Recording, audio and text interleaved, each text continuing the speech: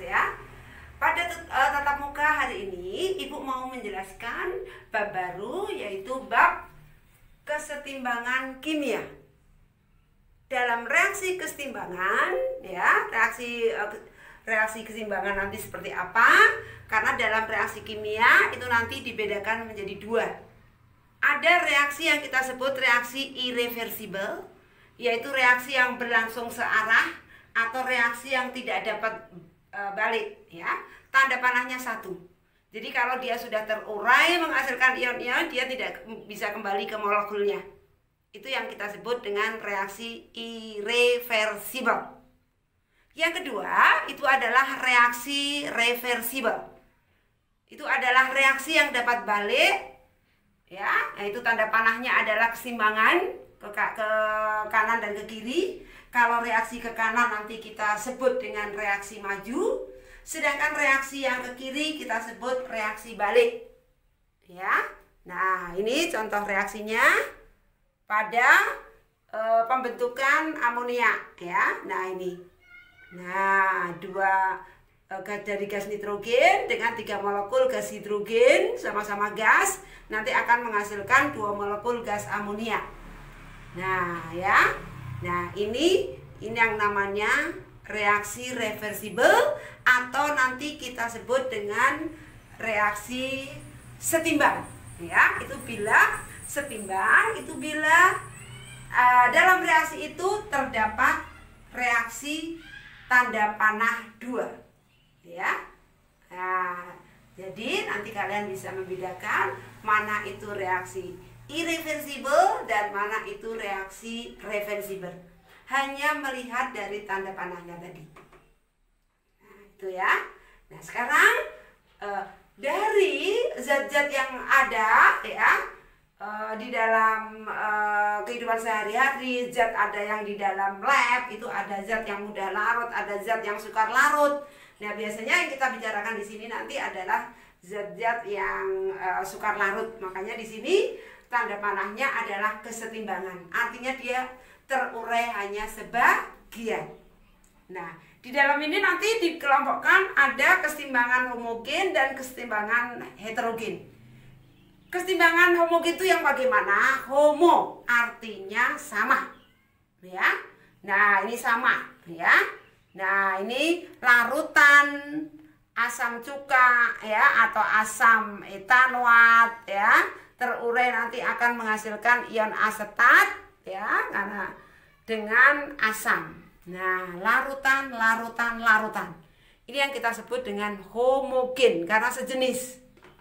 Yang kedua itu adalah reaksi heterogen. Hetero berarti berbeda. Nah, ini di sini garam dari perak, ya, kromat yang padat, yang sukar larut. Nah, ini nanti akan terurai ya sebagian menghasilkan ion Ag+, ya, yang larut nanti menghasilkan ion kromat CrO4 2-. Nah, karena di sini solid padat menghasilkan ion-ionnya yang larut dalam air ini. Nah, ini berarti karena berbeda notasi ini yang kita sebut, makanya kita sebut reaksi heterogen. Ingat, dalam kesetimbangan nanti kalau kalian mau menentukan harga tetapan kesetimbangannya, untuk apa toh reaksi homogen dan homogen? Untuk menentukan tetapan kesetimbangannya. Nah, ini persamaan tetapan kesetimbangan. Ya. Nah, di sini nanti ini persamaan tetapan kesetimbangannya. Nah, di sini nanti hubungannya ke apa? Hubungannya untuk menentukan rumus tetapan kesetimbangan konsentrasi atau Kc, ataupun rumus tetapan kesetimbangan tekanan parsial atau Kp. Ingat, Kc ya atau tetapan kesetimbangan konsentrasi itu hanya berlaku untuk zat yang berwujud larutan dan gas. Jadi hanya Aq dan G ya. Sedangkan padat, solid dan liquid cair itu itu nanti dalam tetapan keseimbangannya kita abaikan. Ingat ya. Jadi harga KC itu hanya ditentukan itu hanya untuk yang aqua, larutan, dan apa tadi? Gas. Ya. Sedangkan yang solid dan liquid itu adalah diabaikan. Jadi dalam keseimbangan itu nanti katamu yang liquid sama solid, ini keduanya diabaikan. Tidak dituliskan dalam persamaan tetapan kesetimbangan. Beda kalau kita mau menentukan rumus tetapan keseimbangan tekanan parsial atau KP. Kalau KP ini hanya untuk gas. Nah, yang gas nanti ya. Nah, untuk KP. Oke. Nah, sekarang kita mau menentukan bagaimana rumus tetapan kesetimbangan untuk reaksi yang kedua. Ya. Nah, ini yang kedua.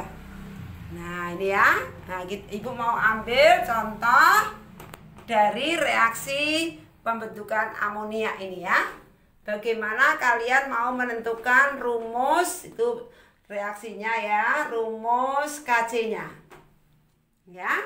Ingat, menentukan rumus KC hanya berlaku G dan AQ karena ini homogen, berarti masuk dalam rumus nanti ya, tetapan keseimbangan konsentrasi.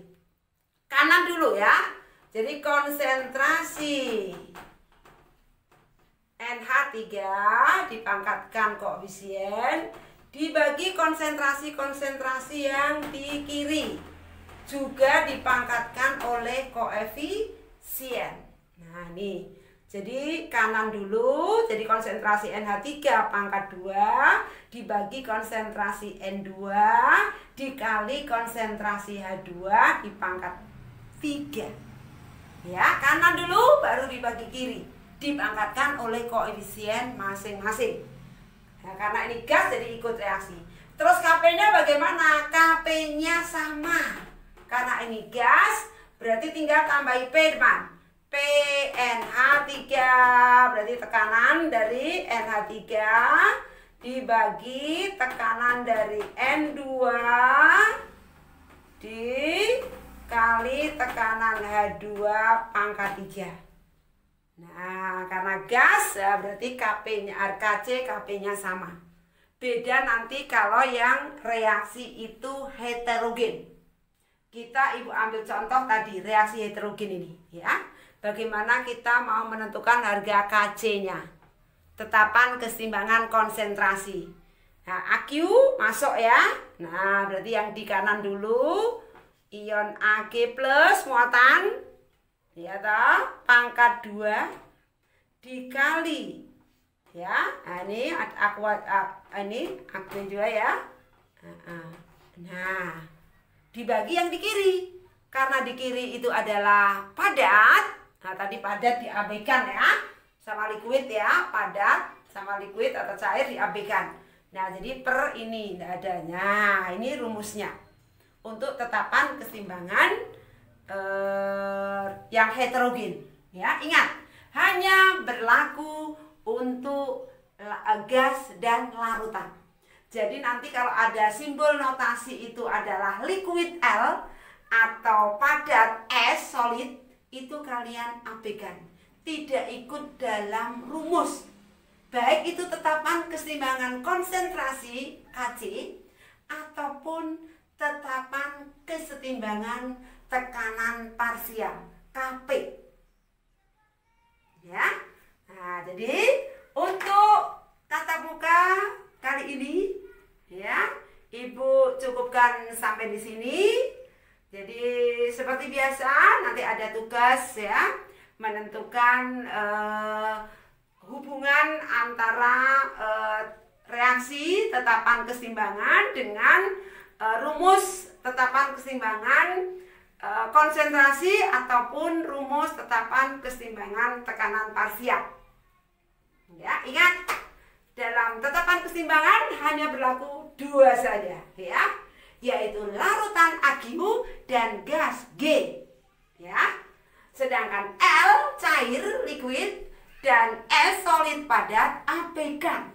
Jadi sebelum kalian menentukan rumusnya, bila melihat itu notasinya L dan S, itu langsung kalian coret dulu. Ya.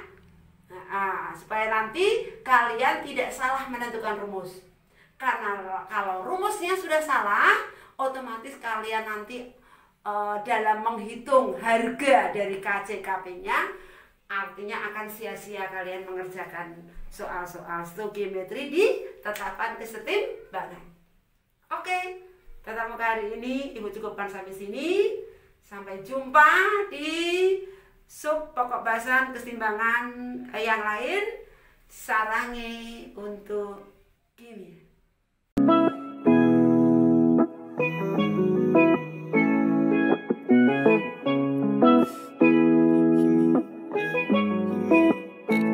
Hey, keep me where the lights